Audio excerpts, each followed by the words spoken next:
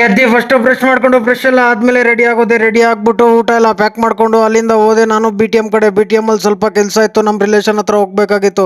ಅಲ್ಲಿಂದ ಹೋದೆ, ನಮ್ಮ ವ್ಯೂವರ್ ಸಿಕ್ಕಿದ್ರು. ಅದಾದಮೇಲೆ ಮತ್ತೆ ಅಲ್ಲೊಂದು ಸ್ವಲ್ಪ ಕೆಲಸ ಇತ್ತು, ಲೋಡಿಂಗ್ ಎಲ್ಲ ಮಾಡಬೇಕಾಗಿತ್ತು, ಮನೆ ಶಿಫ್ಟ್ ಮಾಡಬೇಕಾಗಿತ್ತು. ಅಲ್ಲಿಂದ ತೊಗೊಂಡೋಗಿ ಅಲ್ಲಿ ಇನ್ನೊಂದು ಜಾಗಕ್ಕೆ ಡ್ರಾಪ್ ಮಾಡಿದೆ. ಡ್ರಾಪ್ ಮಾಡಿಬಿಟ್ಟು ಅಲ್ಲಿಂದ ಹುಡುಗನಿಗೆ ಬಾಯ್ ಬಾಯ್ ಅಂದ್ಬಿಟ್ಟು ಅಲ್ಲಿಂದ ಡ್ಯೂಟಿ ಆನ್ ಮಾಡಿದೆ. ಫಸ್ಟ್ ಕಾಡ್ಬಿಸ್ನಲ್ಲಿ ಡ್ರಾಪ್ ಮಾಡಿದೆ. ಇವಾಗ ಇನ್ನೊಂದು ಹೋಗ್ತಾ ಇದ್ದೀನಿ ಪಿಕಪ್ಗೆ.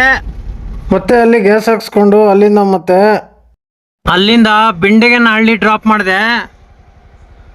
ಇಲ್ಲಿಂದ ಬೀಳುತ್ತೇನೋ ಗೊತ್ತಿಲ್ಲ, ರೋಡ್ ಬೇರೆ ಸೈಕ್ ಆಗಿದೆ. ನೋಡೋಣ ಇವಾಗ. ಇಂಥ ರೋಡಲ್ಲಿ ಓಡಿಸ್ಬೇಕಂದ್ರೆ ಲೈಟಾಗಿ ಧೈರ್ಯ ಬೇಕು. ಧೈರ್ಯ ಇಲ್ಲ ಅಂತಂದ್ರೆ ಓಡ್ಸಕ್ಕಾಗಲ್ಲ. ಯಾಕಂದ್ರೆ ಫುಲ್ ಕಾಡು, ಪಂಚರ್ ಆದ್ರೆ ಸ್ಟೆಪ್ನಿ ತರೋರು ಯಾರು ಇರಲ್ಲ. ಅದಕ್ಕೋಸ್ಕರ ಮತ್ತೆ ಅಲ್ಲಿಂದ ಖಾಲಿ ಬಂದು ಊಟ ಮಾಡಿದೆ. ಅಲ್ಲಿಂದ ಅರಕೆರೆ ಡ್ರಾಪ್ ಮಾಡಿದೆ.